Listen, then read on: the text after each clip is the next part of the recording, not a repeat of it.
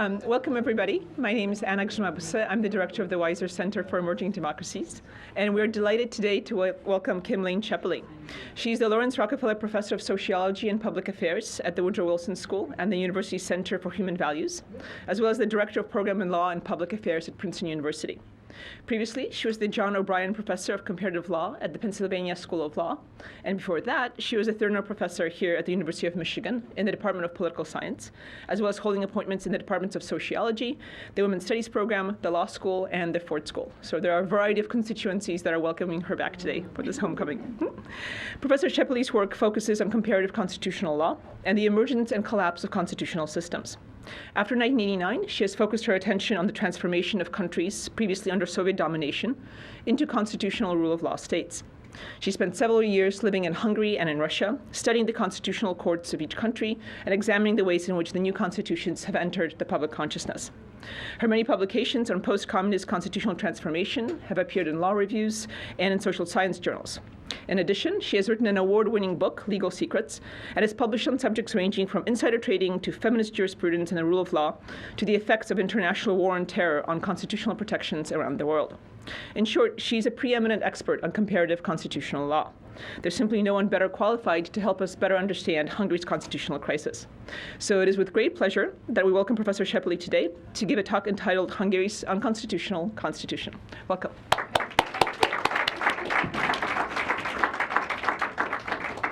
Great. Well, I am completely delighted to be back in Ann Arbor, and there's bright lights, so if I look slightly stunned, it might be that. But anyway, I'm really delighted to be back because really it was living here that actually got me started on Eastern Europe, and I left in 1994 to move to Budapest for what I thought was 1 year.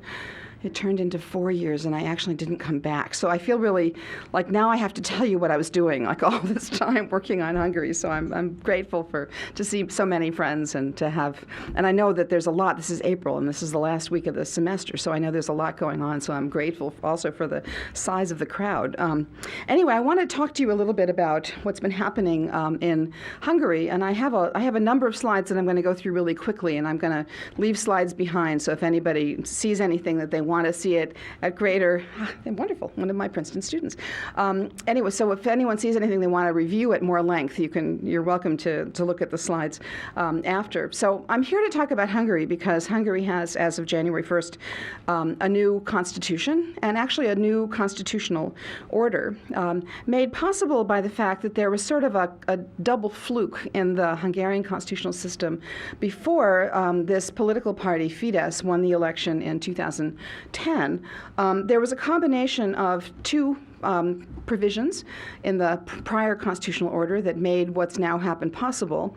One is that there was a disproportionate election law, and that disproportionate election law meant that when Fidesz, this current political party, got 53% of the party list votes in the 2010 election, it meant they wound up with 68% of the seats in the parliament. That law was created in 1989-90 because everyone thought that Hungary was going to devolve into a bunch of tiny parties and it would be very hard to form coalitions. So they wanted to put their thumb on the scale of some of the plurality parties to ensure they could actually build stable governments. And so that rule has persisted to the present day, and it has created this incredible supermajority.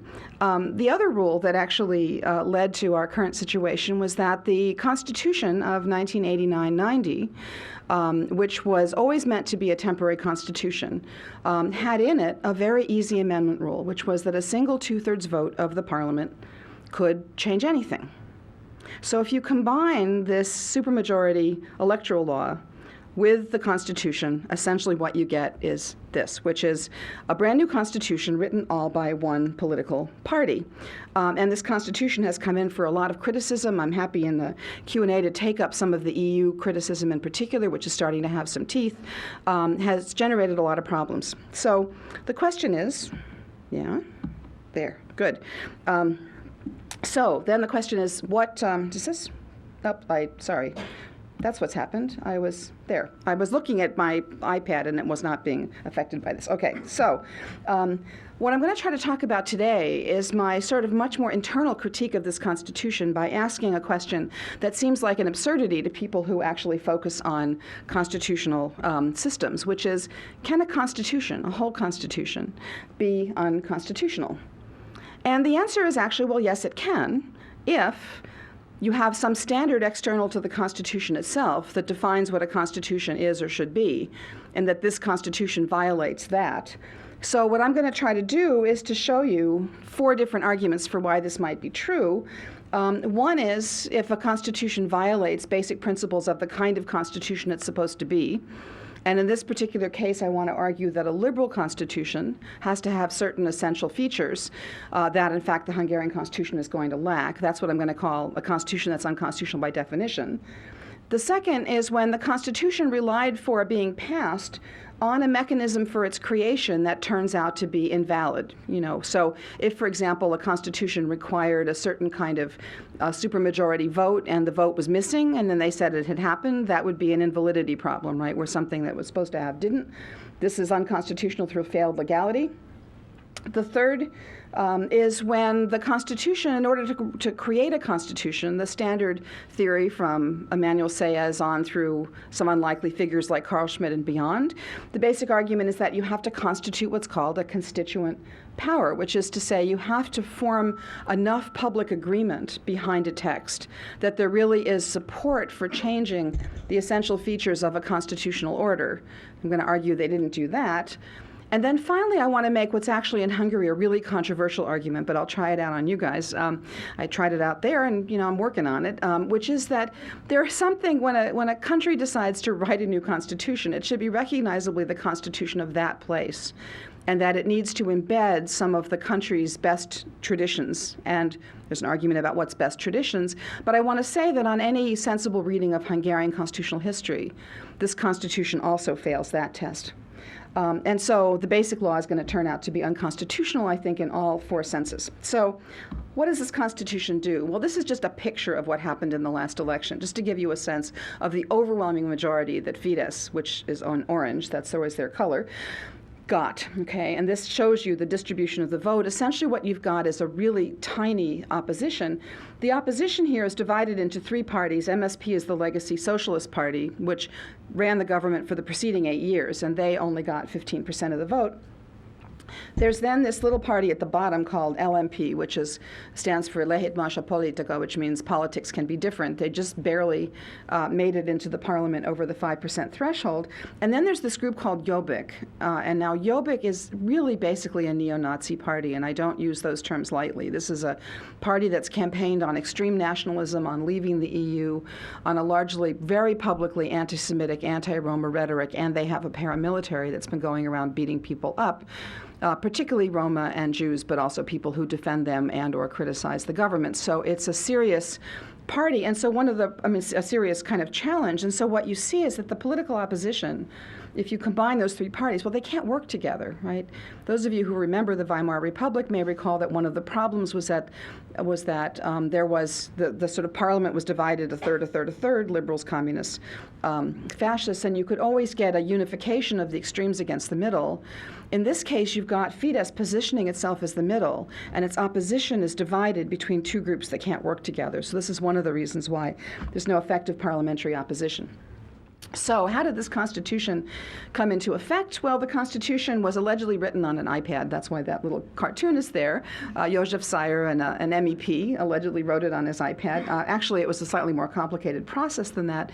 But it sailed through from first draft to final enactment in a month.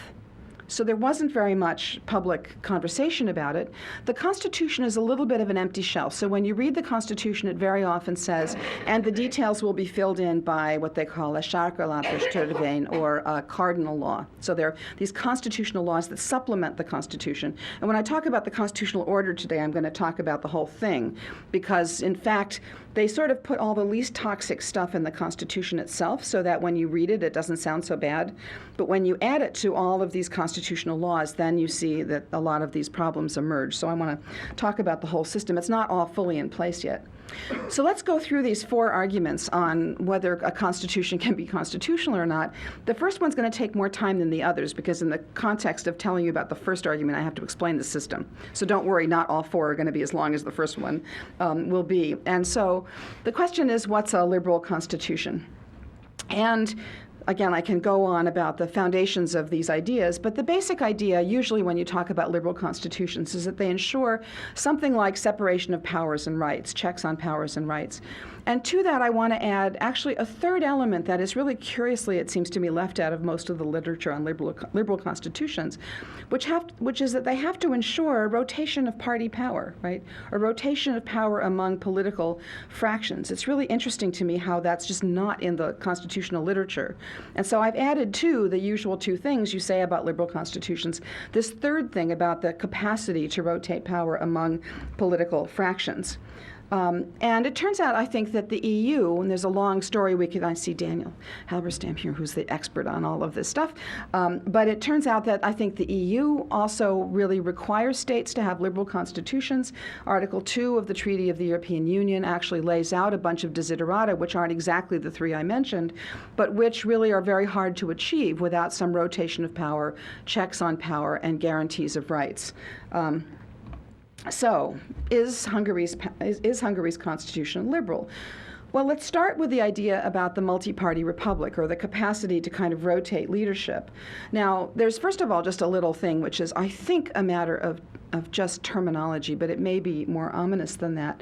The name of the country used to be the Republic of Hungary, and the Constitution changes it to Hungary. And in fact, when I was giving a talk on this subject in Budapest in January, I was speaking on a panel chaired by a member of the current Constitutional Court, and when I gave this talk about multi-party republic as being one of the things that has to be guaranteed by a liberal constitution, he said, "Why are you so fixated on the idea of a republic?" To which I thought, well, geez, you can have direct democracy or you can have republics, I said to him, or I said in public, you can have some other form which is not particularly democratic. So what exactly do you have in mind? But there are people from this guy's a constitutional judge now, so there are people from the governing party that are literally saying we're post-republic, without actually saying what that means. So that's one thing. But the more crucial thing from my standpoint is that very little about these changes really is multi-party. And you'll see this as I go through the talk and try to lay out more of the criteria. But the key institutions and offices are all dominated by members of this particular party or their allies. So the Constitution sets up a number of offices that are the sort of checking institutions on power. That turn out to be almost all electable by single two-thirds votes of the parliament, which, as you've seen, means in this particular government that this particular party has the votes to put their own loyalists into all of these positions. And you'll see these are all kind of important checking positions. The new election law, which has gone into effect as part of the constitutional order, essentially, according to one think tank that's analyzed this. A think tank, by the way, I should say, that's associated with the political opposition. So every time I say this, the government folks always tell me you can't use their numbers, to which I want to say, okay, do you have any other numbers? And they have never produced any. But this one think tank has shown that the new districts and the election law actually puts in it the actual district boundaries. The law is 110 pages, of which 10 pages is rules and 100 pages is boundaries. I mean, literally down the street of this village and over is in the law. And the law can only be changed by a future two-thirds vote of the parliament. And it turns out that under those districts, and looking at the elections that have happened in Hungary, in which almost every election has resulted in the opposite party coming to power. The only election where that wasn't true was 2006. Fidesz, the current governing party, would have come to power in 1998, and it would never have been voted out since under those districts. So a lot of us think the election law is a little bit rigged in their favor. And I think most crucially, every time this governing party has the opportunity to entrench their power, they've taken it, which is to say they've never offered to share, to discuss, to have any kind of real dialogue with the opposition. So they're using all the party that they have. So let's get to the core of the debate, though, about separation of powers, because a lot of my argument about what's wrong with this Constitution relies on the thought that, in fact, the Constitution actually has very few checks on the power of the governing party at the moment. And the first thing to say with respect to that is that Hungary is one of the unicameral parliamentary systems in Europe. And unicameral parliamentary systems are basically guaranteed, of course, to have a majority for virtually everything they're going to do. So then the question is, at least if you have a stable coalition, so the question is what stops this government from just railroading through everything it does? And the answer is usually that you need a number of other bodies checking it or elaborated parliamentary procedure. And before 2010, Hungary had a very powerful constitutional court that had the so-called actio popularis jurisdiction. And actio popularis is just a fancy way of saying that anyone, including anyone in this room, before January 1st of this year, could have filed a petition with the Constitutional Court challenging the constitutionality of any law in Hungary. You didn't have to show that you were affected. You didn't have to show that you were harmed. You know, it was just, and so there were these like retired lawyers in Szeged who would write these petitions, you know, and it was really quite a charming thing, and that's why I went to study. That's when I left Michigan. I went to study that process there, and that was actually a very effective way of ensuring that virtually every law got constitutional review. Because if there's hardly any barriers to bringing the petition, then practically every law was the subject of a Constitutional Court decision. So the Constitutional Court was acting like an upper chamber of the Parliament, as it were, and that was a very important check. Hungary also had an independent judiciary, as you might imagine. It had a number of independent bodies, so an independent election commission, an independent media board, an independent state audit office, an independent public prosecutor's office, all these kinds of bodies that were, again, sort of provided checks on power, audits of state books, and so forth. There was also a very elaborate parliamentary procedure that required, as part of the normal way of introducing a bill, required consultation with both opposition groups and with civil society groups. So there was this very elaborate, you couldn't introduce a bill in the Parliament unless you had actually consulted all of the affected parties and could document that you had done that. And there were a system of reasonably strong autonomous local governments. Well, all of these have now been undermined, so I'm going to go through these quickly one by one. The Constitutional Court has essentially been gutted. And this has been done through a series of steps. The first thing that happened was that the Fidesz government, when it came in, changed the method of electing judges to the bench. It used to be the case that you could only be elected as a judge of the Constitutional Court if you first went through a committee of the Parliament in which each parliamentary party got one vote. And then your nomination went out to the floor of the Parliament, where it had to get a 2/3 vote of all the members. So that gave minority parties a really substantial blocking vote. And what it meant in practice was that you'd have to wait for several judgeships to come open at once, and then they'd do a deal, you know, where the small parties would get somebody and the governing party would get somebody else. And so what that meant was that the court was always relatively balanced and really couldn't be captured.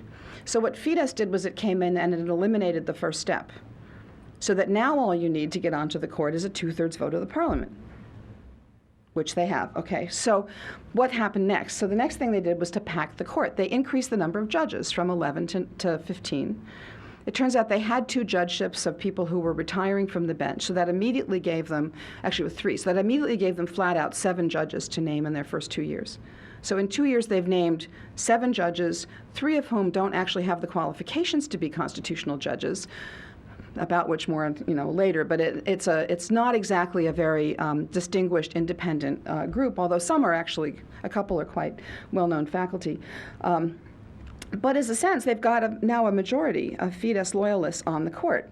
So then what they did was they eliminated the jurisdiction of the court, so the court can no longer review any budget or tax measures, which happened just before the government nationalized all the private pensions, which is now exempt from constitutional review. There are 8,000 cases at the European Court of Human Rights actually on this question now. So even if they've eliminated constitutional court review, people are still going to Strasbourg. So they've removed the ability of the Constitutional Court, even packed with their own loyalists, to review big swaths of policy.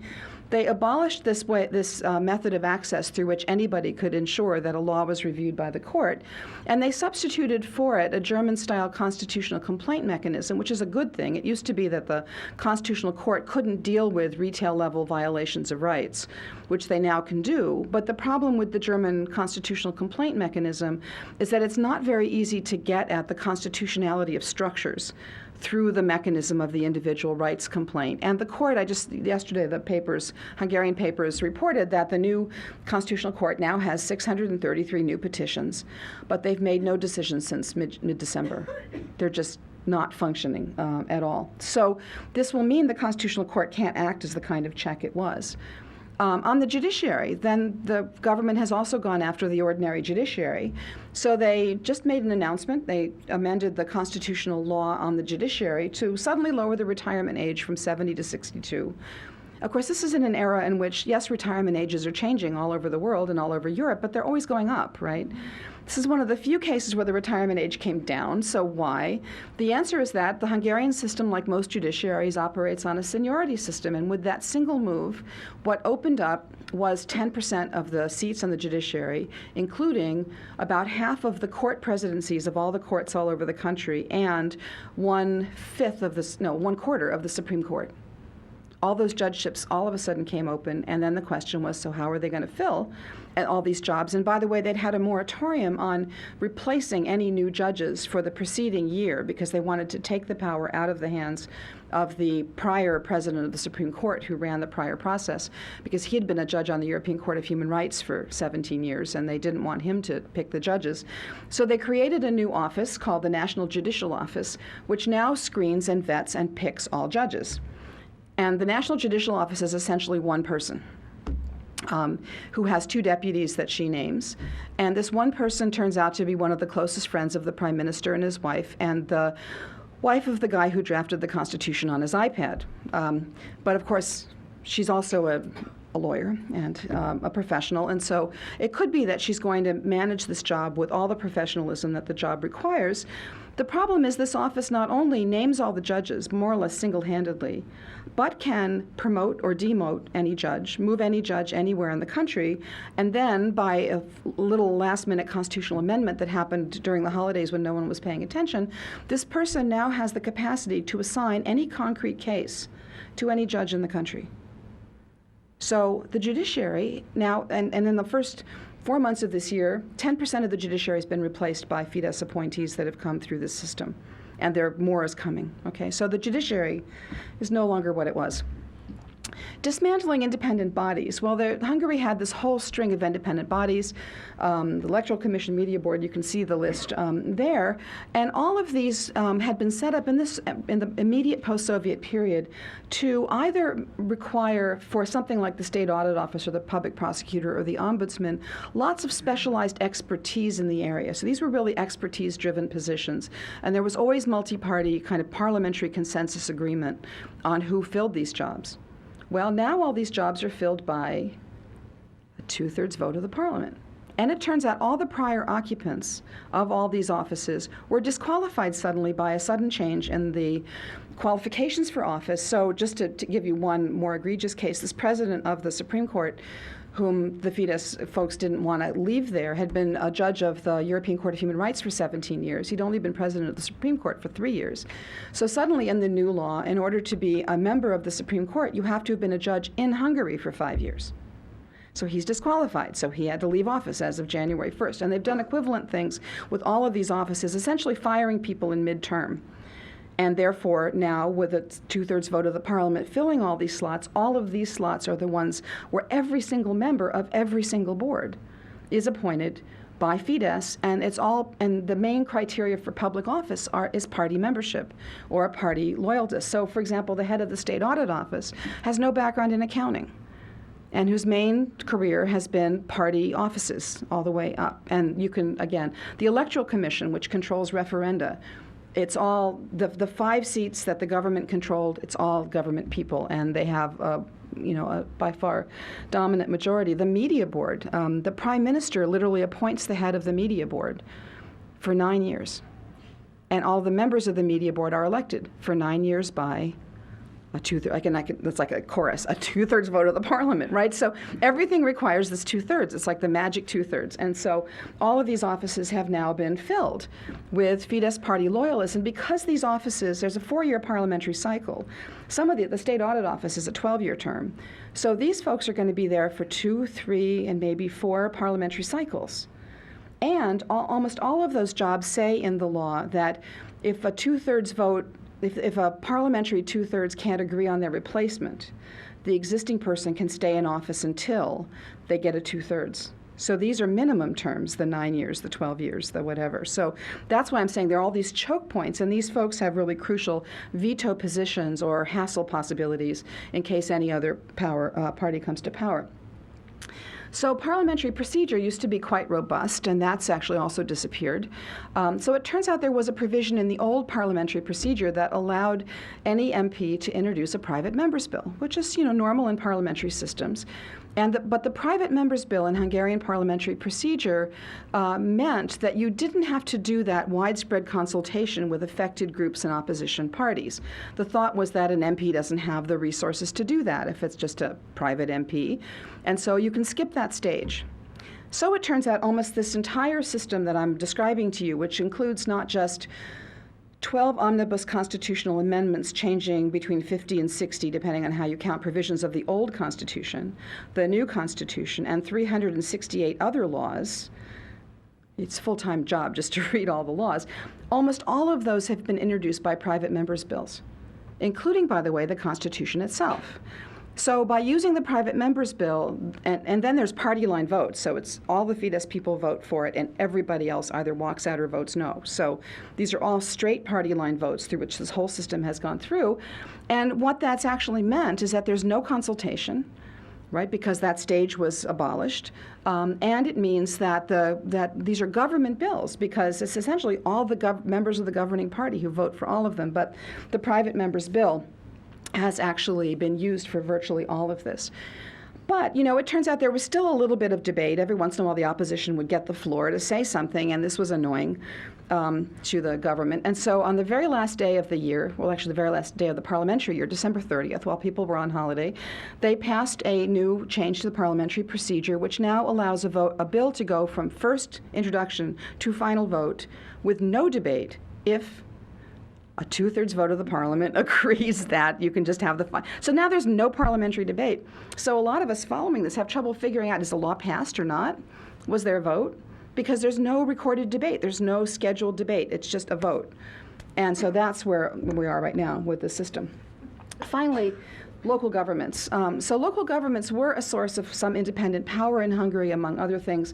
They were rotated on a different electoral cycle than the main government. But now local governments have been really gutted. So the first is that, just like in Putin's Russia, where there was this set of regional governors, remember, that were set up in order to try to control the regions, now there's this new set of, they're called Járos, which is one of the other things, they're renaming everything to be from the mythical period of Hungarian nationalism. So that's one of these institutions that hasn't existed in modern times, but it's a set of regional governors.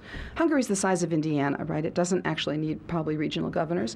But now they have a set of them, and they're all, of course, Fidesz appointees. They're part of the administrative structure, and they're now supervising the local governments. The local governments can't fund any kind of public works projects above a very small amount without getting central government approval. And as of January 1st, hospitals and schools, which had been decentralized after the end of communism, have now been re-centralized. And as I put there, every single school principal in the country had to reapply for their jobs. We're all waiting to find out who all the new principals are, and they didn't do a review of all the schools. So if they're trying to get the most effective educators to stay on and to deal with the troubled schools, there has been no such infrastructure laid for determining which schools are effective and which aren't. So we're all very interested to see what are the criteria for the new principles. So what all of this means, I've just now gone through that checklist of all the things that had been checks in the old system that have all been dismantled now. And so there are virtually no checks left in the system on this government, right? So the Constitutional Court's not going to overrule them. The Electoral Commission's not going to allow a referendum through. All these things that could check the government are basically eroded. And in the meantime, these checking offices have all been filled by party loyalists who will stay there into the next, well, not the next millennium, but, the next decade. Okay, so we've seen multi-party politics as basically the rotation of power is something that now is, I think, in doubt. Checks and balances, separation of powers is really undermined. The third has to do with rights, and I'm not going to say a lot about rights. The Constitution lists all the right rights. Some of them are problematically worded. There's a few things that the Venice Commission, which is the European Commission on Democracy through Law, when they reviewed the Constitution, they had a few quibbles about the rights provisions. But by and large, this is not a government that's going to operate from a frontal assault on rights. Instead, the thing you really have to worry about is that a government without any checks on power is a government that has a lot of power to infringe rights, and it may not matter actually what the Constitution says much. So the worry here is really that this is a government that has in place a lot of mechanisms for making people's lives miserable without very many mechanisms for redressing grievances. And so the worry is that that lays the groundwork for infringement of rights. All right, so is the Constitution liberal? As you can imagine, I'm going to say the answer is no, because it exactly doesn't guarantee rotation of power, checks on power, and rights. So it may be some other kind of constitution, but not a liberal one. Okay, so I told you the first argument was really long. The next three are going to go much faster. So is the Constitution legally valid? This is actually, if you get the iPad app of the new Hungarian Basic Law, which it has, although what's very interesting is that the iPad app has on it the version that passed a year ago, which is not that bad when you read it. And it has never been updated to include all the toxic amendments they've added since. It's really, I keep waiting for the update, but it doesn't happen. So that's the artwork, which will tell you a little bit about the kind of official ideology of the Constitution. But this argument is slightly technical, so I'm just going to go through it really quickly because for logicians, this is really appealing, and for everyone else, it doesn't make a whole lot of sense. But the new Constitution was passed using the amendment rules of the prior Constitution, which was drafted in 89-90. Okay, so a single two-thirds vote, as I told you at the beginning, could change anything, and they used their two-thirds vote to change anything. But the problem is that that Constitution, the post-communist Constitution, had actually been amended in 1995. And in that 1995 amendment, it said it took not a two-thirds vote, but a four-fifths vote to start a new constitutional drafting process. However, the four-fifths vote was never entrenched. So how do you amend the four-fifths rule? Altogether now with a two-thirds vote. Okay, so what did Fidesz do? They used their two-thirds vote to take out the four-fifths rule, which then allowed them to write a constitution. Okay, so that's one way in which you might say this is a little bit invalid, because it's not formally illegal, but it kind of doesn't smell right, you know. But actually, the other thing that's quite interesting is that they have this thing called the National Avowal, which is the Constitutional Preamble, which is full of a lot of really quite interesting rhetoric, and it's written in this kind of archaic Hungarian. So when I first got the new constitutional text, I looked at it and I thought, oh my God, I can't understand it, because I just do modern Hungarian. I don't really do this kind of really flowery kind of, you have to read poetry to understand this vocabulary. But one of the things the preamble of the Constitution does is it basically says, we are, first of all, starting over, but second of all, we don't recognize anything that's a legacy of the communist era, okay? And so what they do is they repudiate the communist Constitution, which was the Constitution of 1949. Okay? And they don't recognize any legal enactment until the first democratic parliament sits in May of 1990. Okay? Now, so this is basically what this language tells you. So what's the little lesson in modern constitutional history? The first written constitution Hungary ever had was this 1949 constitution. It got amended, and amended using the two-thirds rule from the 1949 Constitution. Sorry, this is slightly technical, but that was how you amended the Constitution. So the 1989 Roundtable produced a new Constitution by amending the Stalinist-era Constitution with 100-plus amendments, okay? And then after the first elections, when the new parliament sat, May 2nd, 1990, they made a whole nother series of amendments. And then in 1995, they added the four-fifths rule. Okay, so now think about what this repudiation of everything between 1949 and May 2nd, 1990 does. The original 1949 Constitution is no longer legally valid, but also it means all that stuff that happened in October of 1989 is no longer valid either, because the date for resuming legitimacy is after that. So they've introduced the current Constitution by following the procedures outlined in the 1989-1990 Constitution, which no longer exists. So it's a slightly technical argument to say they relied on an amendment rule that they nullified, right? So it's legally invalid. Some people find this an attractive argument. But in this way, this actually tells you that's the old preamble that said that we should have a new constitution. The problem now is that they've essentially amended the Constitution using a rule that no longer exists. Okay, so it could be that the Constitution isn't legally valid at all, if that's why they did it. Okay, so let me try a couple more last-minute, sort of substantive arguments. Did the government actually constitute a new constituent power? Now, there's a long version we can get into about what's a constituent power and how do you know if you have it. But the basic idea is that the moment of constitutional design, moment of constitutional drafting, has to be a moment when a constituent power is summoned, which is to say that there has to be not just an ordinary governing process, but something that is actually quite special. If you read Sayez, he relies on the Rousseauian idea, slightly modified, of a general will, but there has to be something more than ordinary governance to ground a constitution. This is actually where Sayez says, and essentially if you have this constituent power, one of the things it means is that you don't have to follow the prior rules. So if you believe there's this constituent power moment, then it may not matter that the Constitution is legally invalid in some strict sense.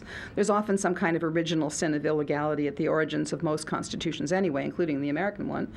And so maybe it doesn't matter.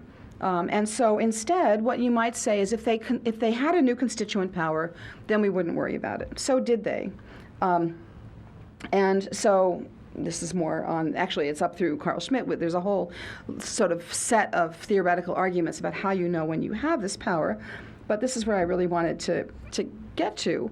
How was this process actually conducted? Well, it was all Fidesz, as you saw, right? In fact, no one else in the Hungarian political spectrum was arguing for a new constitution. Fidesz, when it ran for office in 2010, did not promise a new constitution. In fact, some of their party members actually said during the campaign, if we get a two-thirds, which was always a possibility given the electoral law, we will not have a new constitution. Okay, so it doesn't seem to have this kind of mandate. And as soon as they started the process, they started losing voters. So by now they've lost more than half the people who voted for them. And so did they consult? Well, this in the next slide, you don't need to read them in detail, but they sent out a public questionnaire, asking people for their views. This could be interpreted as what they call it, a public consultation. But the questions they asked are not exactly really fundamental to the constitutional order, like, should the Constitution permit taxing the cost of raising children? I mean, maybe that's a constitutional question, but usually you think of that as kind of a policy question. These were the first 12 questions. These were the second 12 questions. I really like, should the new Constitution provide for the protection for the biodiversity of the Carpathian Basin? Burning constitutional question, right? They don't ask any questions about the competencies of public institutions, the needs for check on power, the independence of the kind of questions that are usually big questions in a constitutional drafting process. Moreover, the questionnaire was sent out at the beginning of March of last year.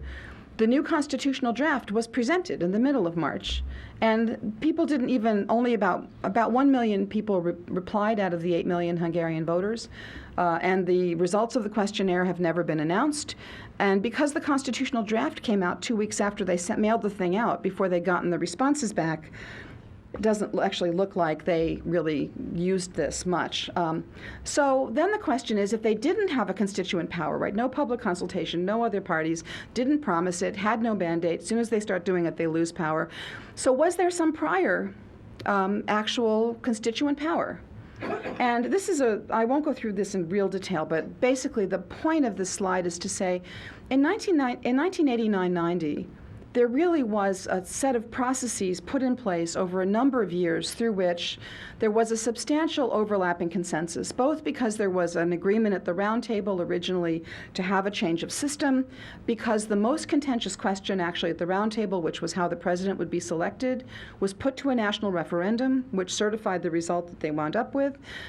After the democratic election, there was another set of constitutional amendments, which were not just the result of the winning party in that election, but negotiated between the largest parties in the government and in the opposition.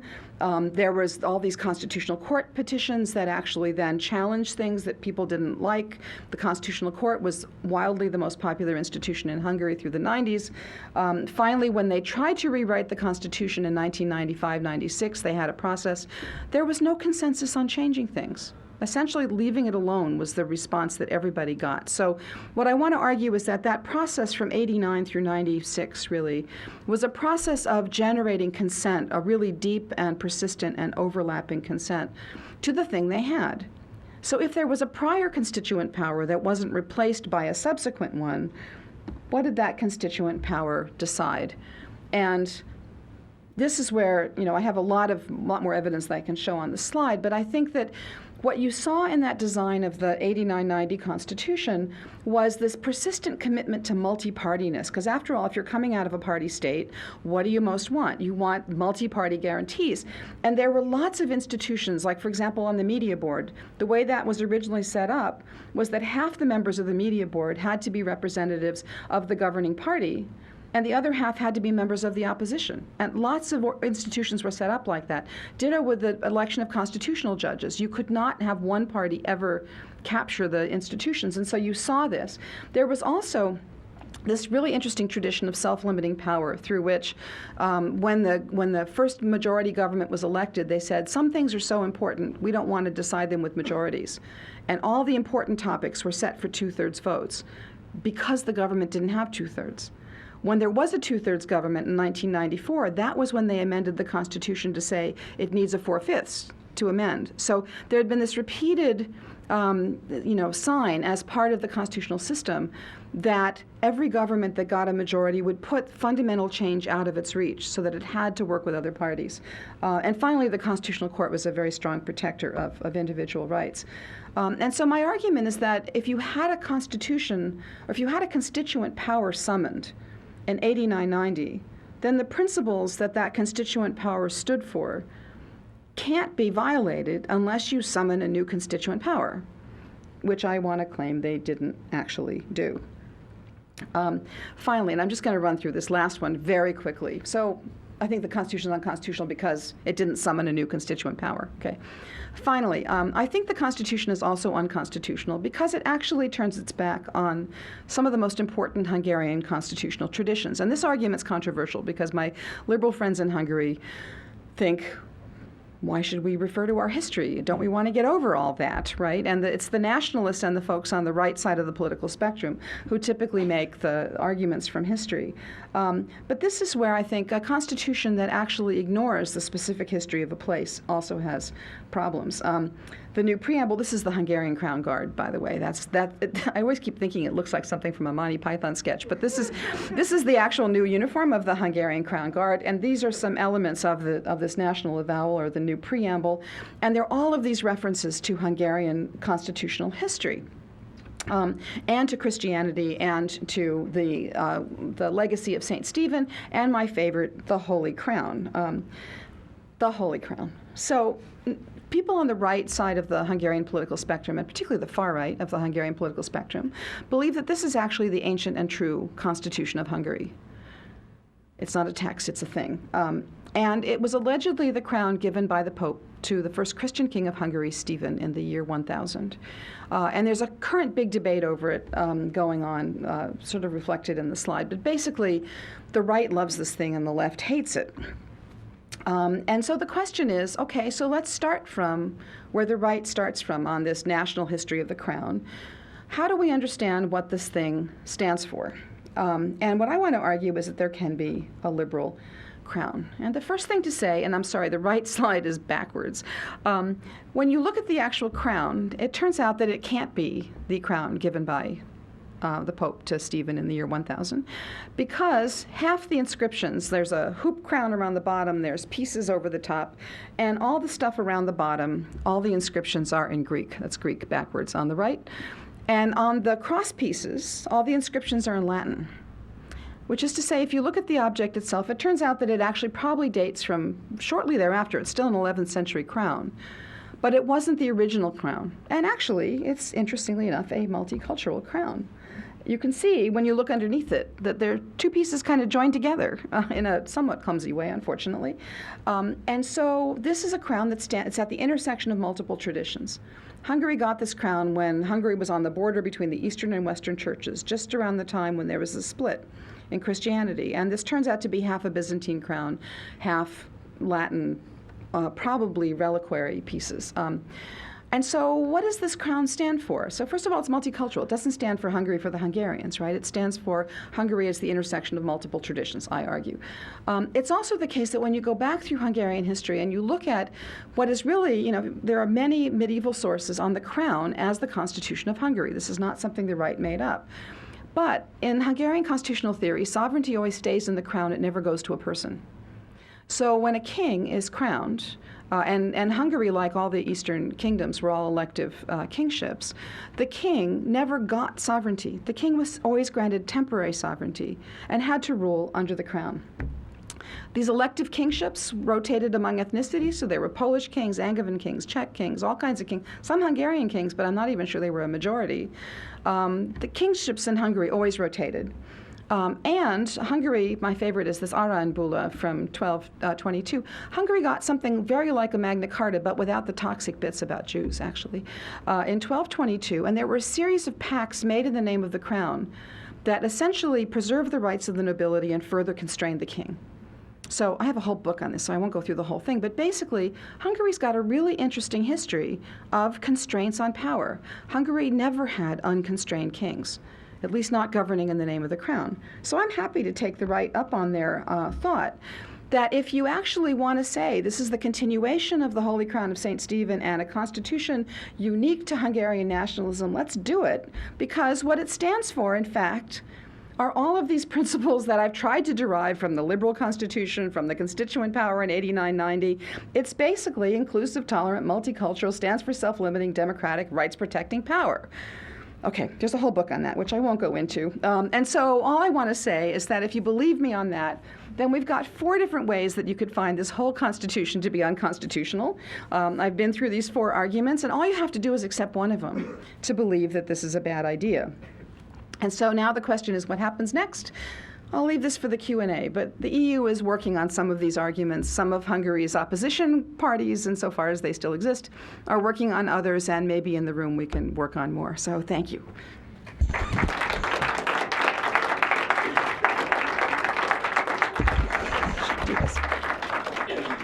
Happy to take questions, yeah.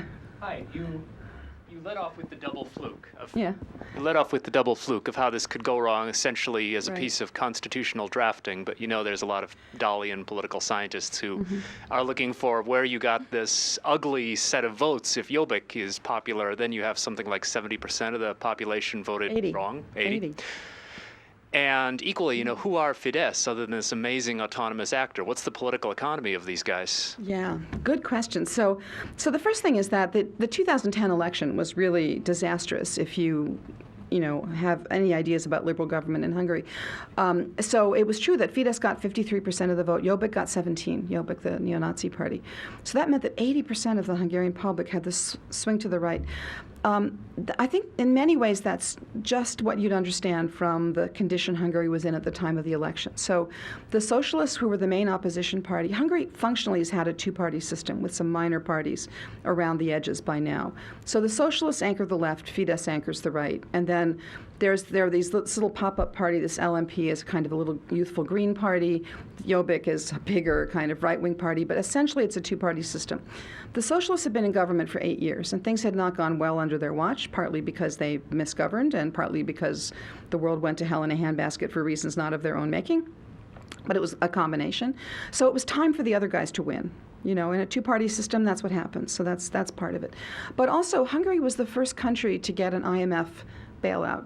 Their bailout came in February of 2008, which is to say that Hungary was the leading edge of the financial crisis.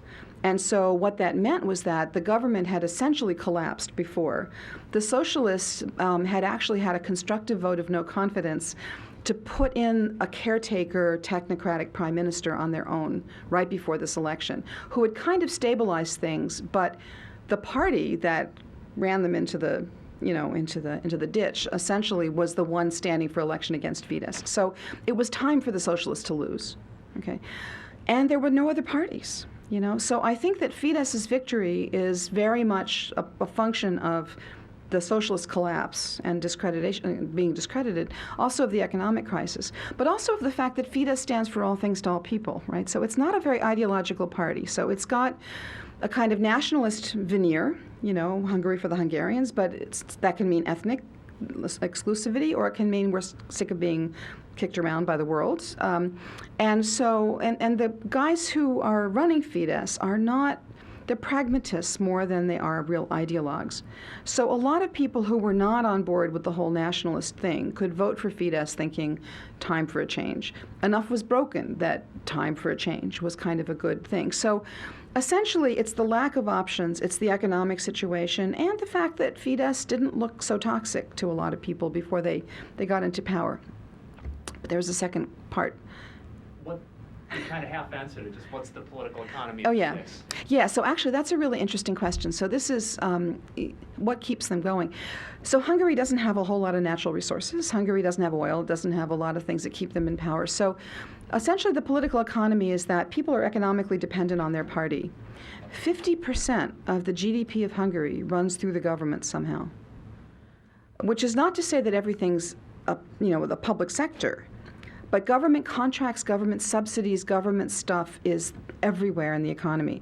So when you win the government, you got a lot of goodies to give out, And so it's essentially the first Mayor Daley's Chicago gone national.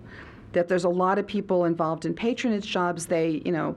So they can create these webs of dependencies. But then again, so did the socialists, right? If you capture the government and they have 50% of the GDP, you have a lot to give out. So just getting the government, and especially getting a government with 2/3 where you don't have to listen to anybody else, is a guarantee that all of your supporters will get all the goodies the state has to give out. Other questions? Yeah. Thank you very much. Absolutely. Sorry.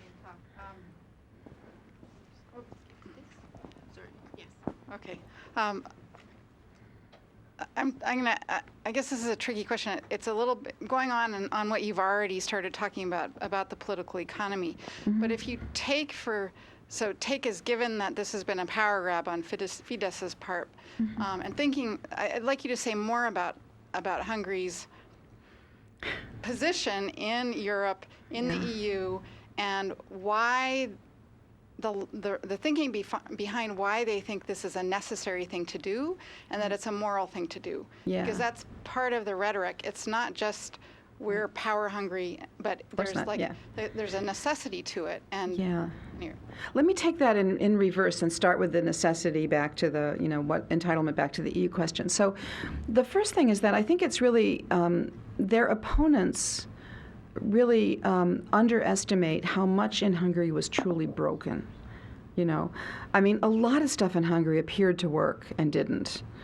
So just to give you, like the public schools, which have been nationalized, it turns out that when the public schools were refragmented, as a way of breaking up the communist power structure, local schools were funded as local schools are in lots of parts of the United States with essentially local taxes. And the Constitution specifies which taxes can be collected at the national, which can be collected at the local level, and the local governments had almost no resources. So essentially what you found is that rich districts had good schools and poor districts had bad schools. And moreover, since there was no national coordination of the curriculum, if you moved with your kid from one neighborhood in Budapest to another, your kid might have to go forward a grade, back a grade, because there was no coordination of what happens in third grade. So there was a huge discontent with the public schools, and you can run that through the public health system, which was also decentralized. Hospitals were run by regional governments. I mean, and that was, so many things were not working. Or, for example, take the media. So I didn't really go on about the Media Council, which has now exercised quite a lot of control over broadcast, print, and online media through a media board elected for 9 years by, you guessed it, anyway. So the media board is now kind of, having a sort of Damocles over the head of the media. It turns out what's going on with the media is that the biggest advertiser in Hungary before this election, and ever since 1989-90, is the government. So the government, everything from the lottery to the public transportation system to the national airline, which now folded so they don't have any more ads, but the government was the largest advertiser in all of the private media. So what happens when Fidesz came to power? It just cut all the advertising for the opposition or critical media, but is funding the other. But they shouldn't have had a media sector dependent on public advertising to begin with. It looked like a private media sector, but it wasn't. And you can go on and on and on through, the universities. I mean, don't even get me started. So virtually every public institution was rotten all the way through because of the fact that the transition had not fully really fixed things, and the private sector is shot through with public money all the way through. There are public subsidies for almost everything. And that system is just not tenable. So stuff had to change, and a lot of people who voted for Fidesz because they promised change. And insofar as Fidesz has support, I didn't have a graph that shows you, Fidesz now, depending on the poll, if an election were held tomorrow and who would you vote for, that question, Fidesz gets 20 to 25% of the public. Now, the problem is, it's still the most popular party because depending on the poll, between 45 and 55% of the public says no party. So, there's this massive discontent with the whole political space in Hungary. Politics is considered a dirty business. All kinds of people who might be logical opposition candidates are not going to run because, as one of them told me, I'm not a politician. I said, well, you could become one. No, I can't. It's a dirty space. So a lot of stuff was truly, truly broken. And when people voted for Fidesz, they voted to fix it. The problem with a lot of Fidesz is, and the people who still support them because they're root and branch changing the school system. They're going to completely renovate the public health system. They're going to go after all of this corruption by which everyone meant state subsidies and all kinds of state-supported things, which, and the socialists did it too. When the socialists came to power, they defund the Fidesz stuff. And this is a more profound defunding than we've ever seen before, but it's a matter of degree, not of, so things were not well in Hungary before. And this election and the mandate for radical change that Fidesz claims it has comes from the fact that a lot was really, really, really messed up. So the people who support Fidesz are supporting them sectorally. Yes, we needed education reform and so forth. But all the Fidesz changes are what I've been calling dual-use technologies, right? So you could fix the school system without replacing all the principals with what we haven't seen it yet, but it's just a hypothesis. It could be a lot of people who like Fidesz. And if they do that, they will have used the opportunity for reform to change it in a different way, right? So anyway, the end result of this, I think, is not going to necessarily be an improvement. It's just going to be an entrenchment of a different elite in power throughout the political spectrum. And a lot of the people who were in those elite positions were people who had some beneficial position in the Soviet, period, and used their leverage, either because they got places at universities, they got to speak foreign languages, all of which were politically controlled in the Soviet time, to leverage that into a position of power. So this is a kind of elite rotation, I think, is what's going on, but it's also an elite rotation and entrenchment. It's not going to allow future rotations, which is why I have my criticism. So what's the EU doing? Well, Hungary in part could do this because the new constitution and much of this stuff that is really worrisome on the rotation of power dimension happened during the 6 months that Hungary held the rotating presidency of the EU. And when you hold the rotating presidency of the EU, it means your minister of whatever is the council of whatever leader in the EU. So they were sitting on top of the entire EU structure when they did this, and therefore the EU couldn't act while it was going on because Hungarians ran everything in and around the Commission and the Council of Ministers. And anyway, so as soon as Hungary gets out, there's a bunch of resolutions. The Commission starts to act. The European Parliament votes 2 days after, Orban leaves office, a condemnatory resolution. So it was pretty clear from how quickly the EU picked up the ball after the end of the Hungarian rotating presidency that the Hungarians must have been sitting on things in Brussels. And then by the time Brussels got to act, it was a done deal. This went through so quickly that there was no chance to respond. So now the EU is really working on all fronts to try to do something about this. So the Commission has launched a series of what are called infringement actions, which means elements of this are thought by the Commission to be in violation of EU law. This is a long, drawn-out process that will probably result in 3 to 4 years of litigation going through the ECJ, we expect. And the end result of it won't be that much, actually. So, for example, one of the infringement actions they've launched is for age discrimination because Hungary lowered the retirement age for judges. So imagine what's going to happen. So Hungary's now busily replacing all the judges. All those folks are out. They're gone. So when you get through 4 years of litigation, the end result of the ECJ will be maybe to make Hungary pay a fine, and then to say, and now you should raise the retirement ages and give additional protection to the independence of your judges.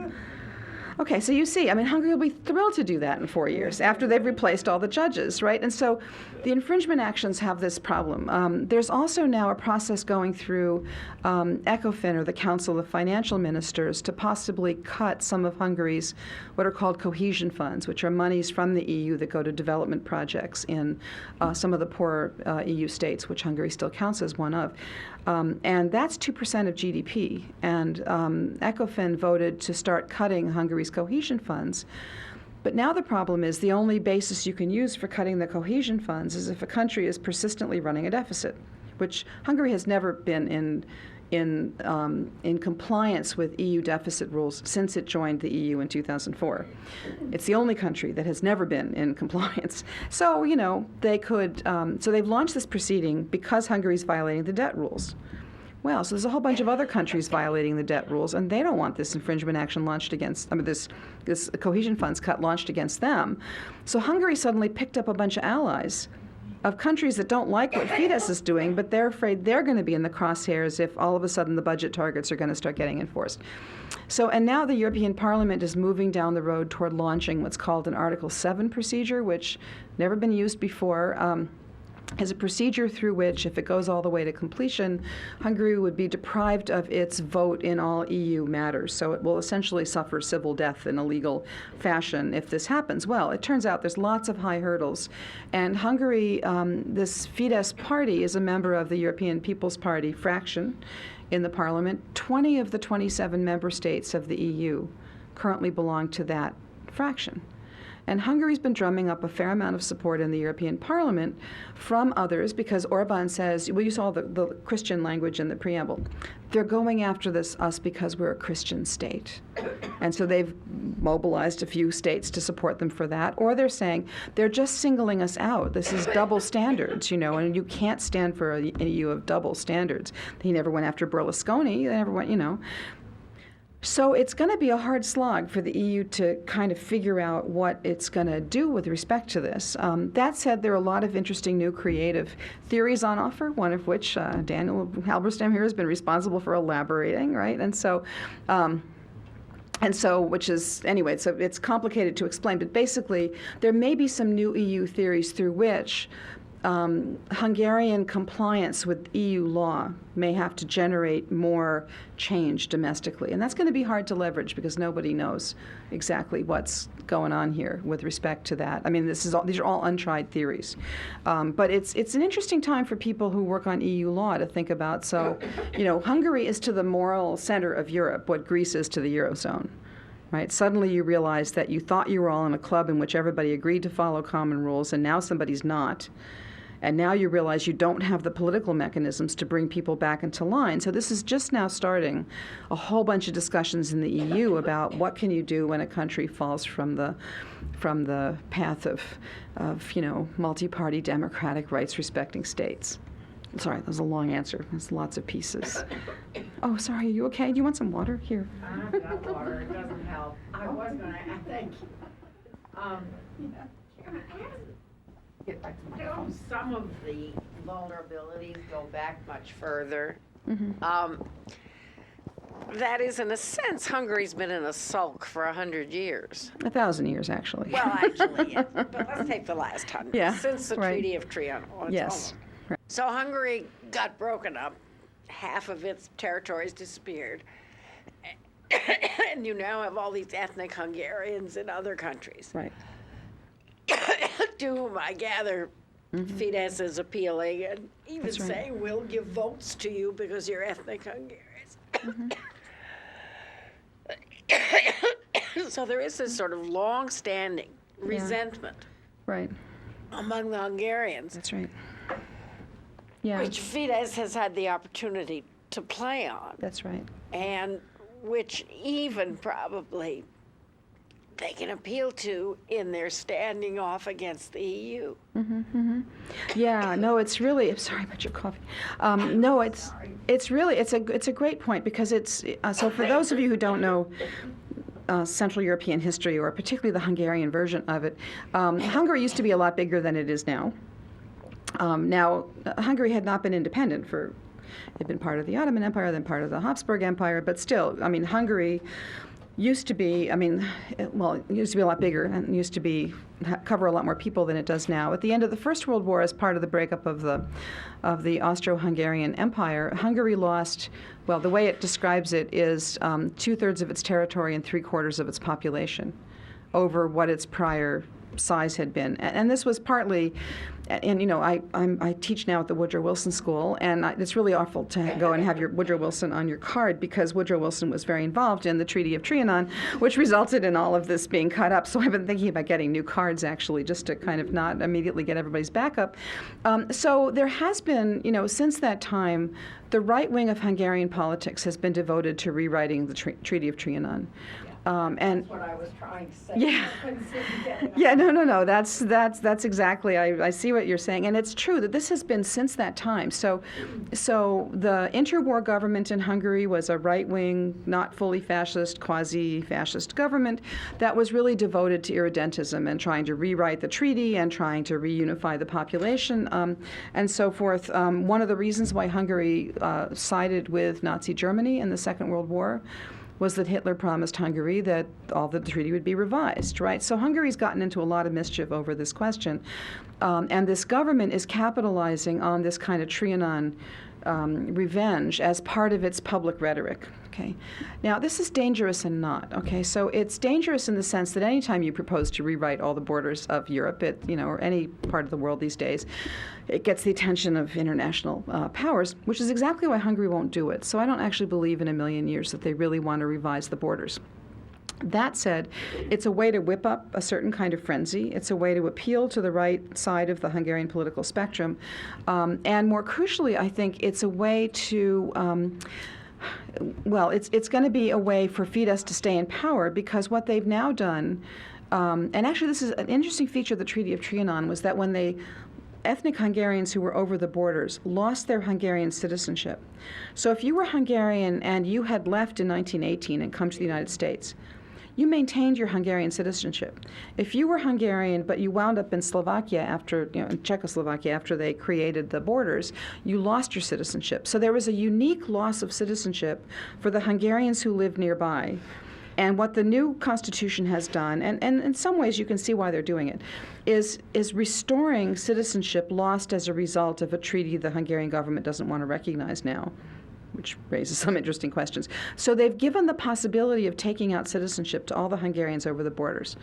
Appeals to the nationalist sentiment. So what does this do? Well, the surveys that have been done of who those Hungarians are over the borders indicate that only about half the ethnic Hungarians living outside the borders would take out citizenship. But in that half, 80% would vote for Fidesz. Okay, so it's a way to kind of buffer their electoral gains.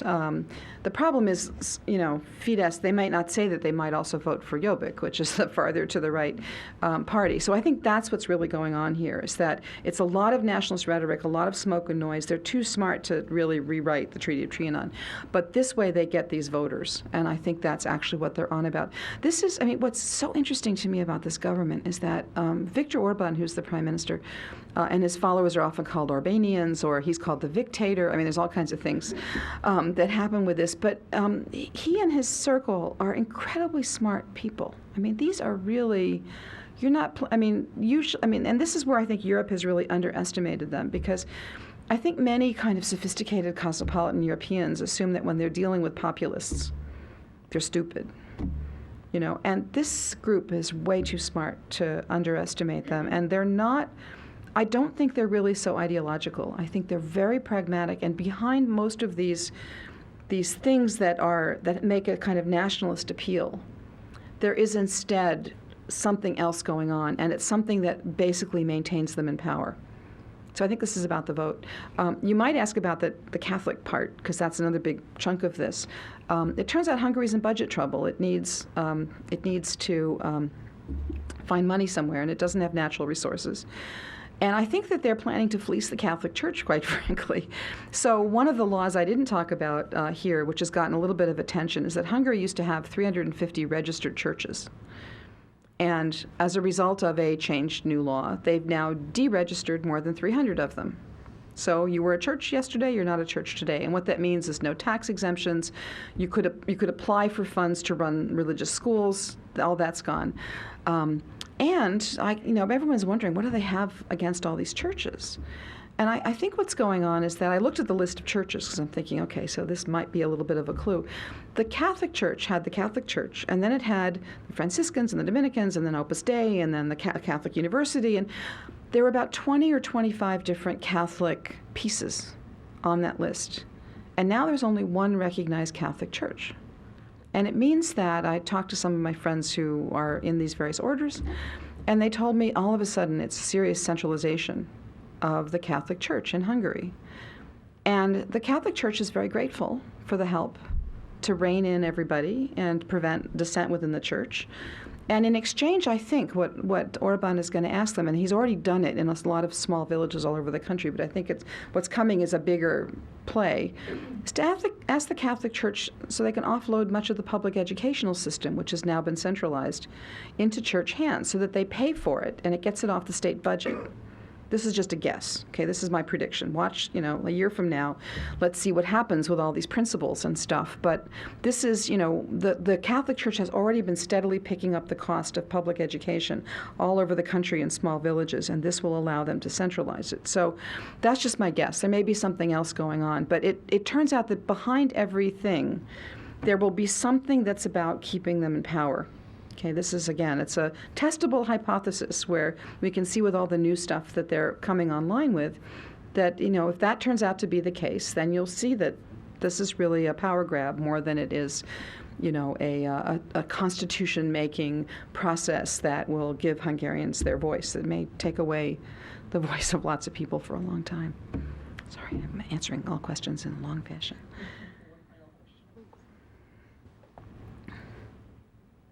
There may not be a final question. There's a,